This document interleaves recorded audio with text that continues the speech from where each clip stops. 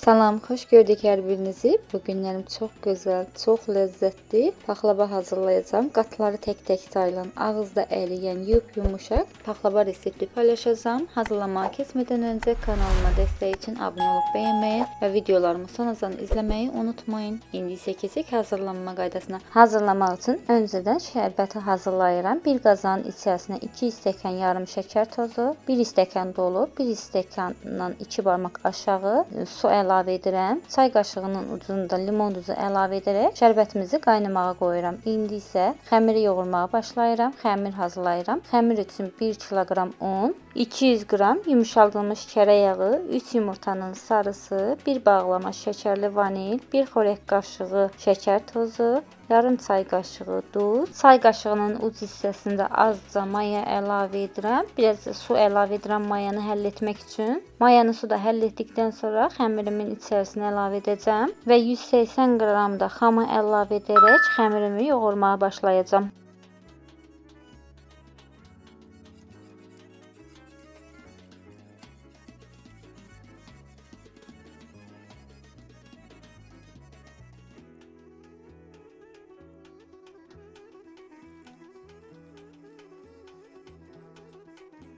Ərzaqları bir qədər spatula ilə qarışdırdıqdan sonra əlimlə yoğurmağa başlayıram. Xəmiri yoğurarkən ilıq sudan istifadə edərək yoğurmağa başlayıram.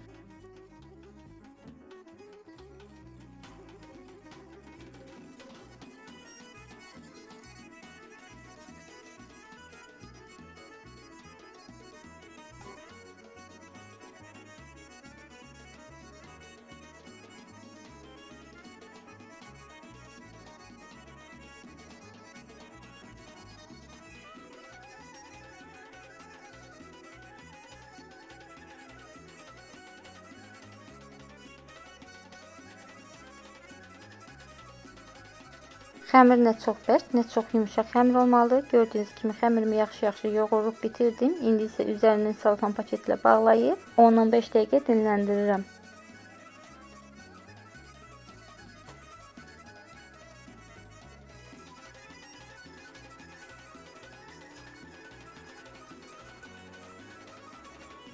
Xəmirimizi bir kənarda gözlədib, indi isə içlik hazırlayıram. İçlik üçün 700 qram qoz ləpəsini gördüyünüz bu qaydada ləpə çəkən maşından üyütməyə başlayıram.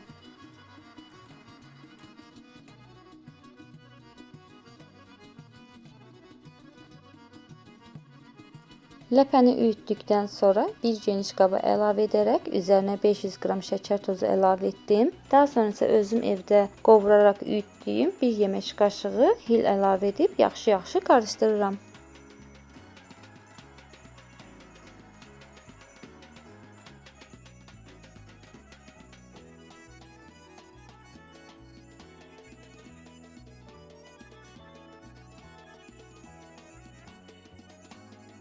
Ləpəmizi yaxşı qarışdırdıqdan sonra bir kənarda gözlədirəm. İndi isə xəmirim hazırdır. Kündələrə bölməyə başlayıram. Paxlavamızın ən üst qatı üçün 400 qramdan tuturam kündəmi. Paxlavanın 2 dənə üst qatı, 2 dənə də alt qatı üçün böyük kündələr etmək lazımdır. Qalın olmalıdır. Digər orta hissəsinə olan kündələri isə 80 qramdan tutdum. Paxlavamın ən alt qatını, yəni ən böyük xəmirimi yaymağa başlayıram. Xəmiri geniş ölçüdə yayıram.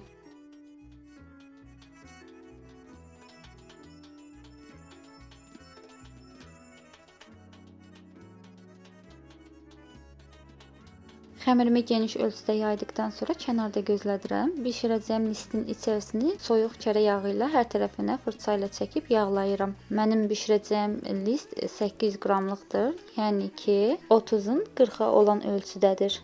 İndi isə yağladığım listin içərisinə xəmirimiz ehtimallı şəkildə, səliqəli şəkildə yerləşdirməyə başlayıram. Xəmiri gördüyünüz kimi listin hər tərəfini bağlayıram ki, yəni səliqəli olsun, qatlarımız düzgün şəkildə alınsın deyə. İndi isə digər xəmirimi yaymağa başlayıram. Alt qata bir xəmiri saldıqdan, yerləşdirdikdən sonra listin içərisinə xəmirin üzərini yağlayıb, digər yaydığım xəmiri də həmin xəmirin üzərinə yerləşdirəcəm. Yəni ləpə əlavə etməyəcəm. Listin içərisinə yerləşdirdiyim birinci xəmirin üzərinə 4 xörək qaşığı, 4 yemək qaşığı əridilmiş çörək yağı əlavə edib fırça ilə hər tərəfindən çəkəcəm. Daha sonra isə ikinci yaydığım xəmiri də listin içərisində olan yağladığım xəmirin üzərinə yerləşdirəcəm.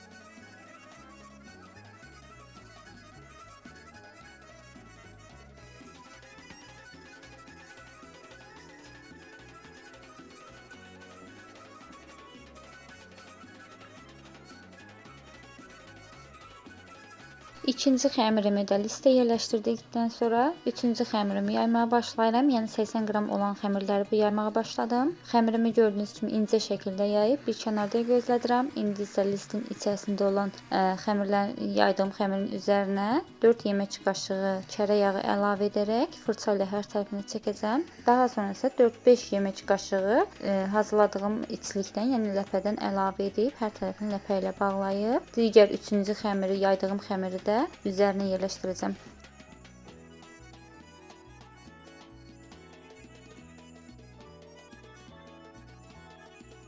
Xəmirin hər tərəfinə ləpə əlavə etdikdən sonra dördüncü xəmirimi də yayıb gördüyünüz kimi listin içərisinə yerləşdirirəm. Hər tərəfini listin kənarına doğru dartaraq, yəni kip şəkildə sıxıram. Gördüyünüz kimi çox gözəl, çox kip edirəm ki, yəni xəmir qaçmasın o yan bu yan fırça ilə yağlayarkən. Eyni ilə bu qaydada davam edirəm. 4 yemək qaşığı yağ əlavə edib fırça ilə hər tərəfinə çəkdikdən sonra 4-5 yemək qaşığı ləpə əlavə edib hər tərəfini ləpə ilə bağladıkdan sonra digər xəmirimi yayıb üzərinə yerləşdirirəm. Ta ki 2-dən 3-də qalıncaya qədər bu qaydada davam edəcəm.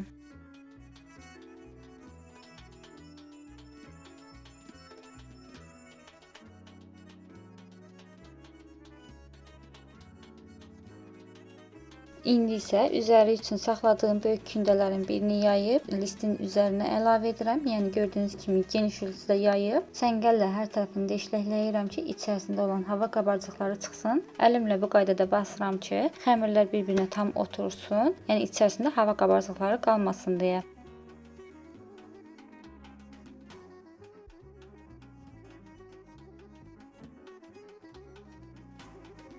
Məndə paxlava üçün olan malalardan olmadığı üçün belə kiçik bir oxlovla hava qabarcıqlarını yaxşı çıxarıb paxlavamızın üzünü düzləşdirdikdən sonra təkrar 5 yemək qaşığı çörək yağı əlavə edərək fırça ilə hər tərəfinə çəkirəm. Ən axırıncı xəmirimi də ehtiyatlı şəkildə, düzgün bir şəkildə yayıb yağladığım xəmirin üzərinə yerləşdirəcəm.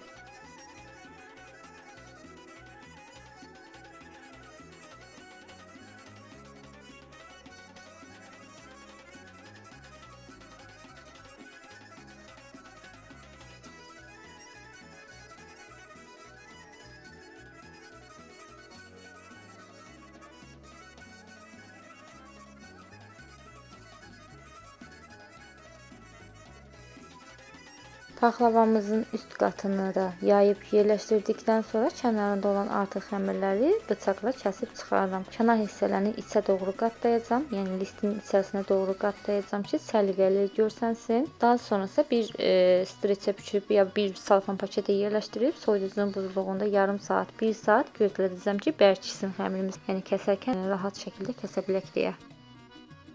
Paxlavamızın xəmirini soyuducunun buzluğundan çıxarıb xəttkeş vasitəsilə düzgün bir şəkildə kəsməyə başlayıram.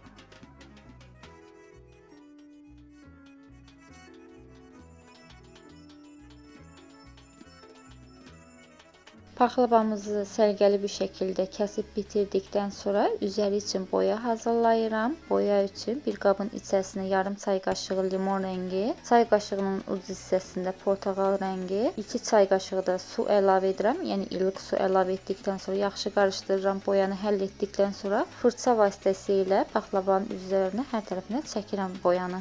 Yəni mən rezin fırça ilə çəkirəm. Gördüyünüz kimi rezin fırça ilə yaxşı çəkilmədiyi üçün qalan hissəni də digər fırça ilə çəkdim. Paxlavanın hər tərəfinə boyanı çəkib bitirdikdən sonra üzərinə ləpə düzürəm. İstədiyiniz ləpəni düzə bilərsiniz. Mən qoz və badamdan istifadə etdim. Yəni qozla badam düzdüm üzərinə. Ləpəni də düzdükdən sonra 150 dərəcəli öncədən isitdiyim sobada saat yarıma bişirəcəm paxlavamızı. Paxlavamız yarım saatdan çox durur. Artıq sobanın içərisindədir. Bişməyə başlayıb. Ara qatlarını gördüyünüz qaydada belə bıçaqla kəsirəm ki, içərisi tam bişsin, yağları bir-birinə qarışsın deyə. Və üzəri üçün glikoza hazırlayıram. Glikoza üçün 2 yemək qaşığı glikoza, 2 yemək qaşığı hazırladığım şərbətdən əlavə edib, yaxşı qarışdırdıqdan sonra paxlavamızı sobanın içərisindən çıxarmağa 2-3 dəqiqə qalmış glikozanı paxlavanın hər tərəfinə fırça ilə çəkəcəm və sobaya təkrar yerləşdirib 2 dəqiqəyə gözlədib təkrar çıxardacağam. Daha sonra isə şərbətini əlavə edəcəm. Qeyd edim ki, glikoza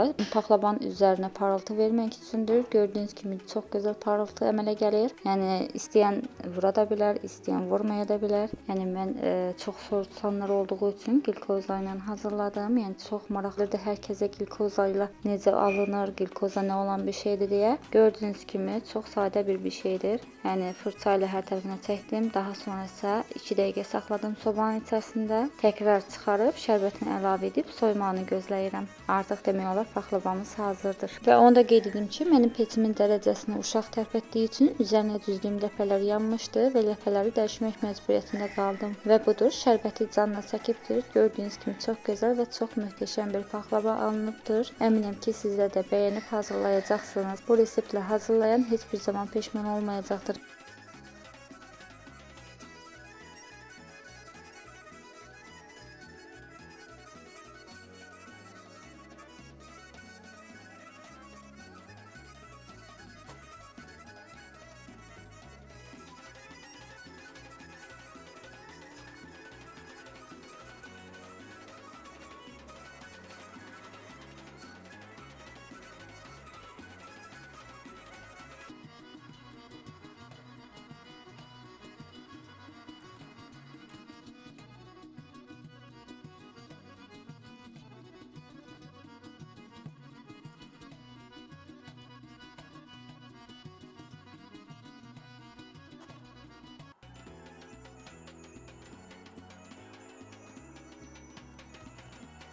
Və paxlavamızın içərisini göstərirəm. Gördüyünüz kimi qatları tək-tək sayılan, yumuşaq, altı çox gözəl qızaran, yapışmayan paxlava hazırladım. Hazırlayan hər kəsə nuş olsun deyirəm və mənim kanalıma hələ də dəstək olmamısınızsa, dəstək olmaq üçün kanalıma abunə olub, videolarımı bəyənmişsinizsə bəyənmə butonuna toxunmağı və videolarımı sonradan izləməyi unutmayın. İzlədiyiniz üçün təşəkkür edirəm. Gələn videolarda görüşmək ümidi ilə. Hələlik, sağ olun.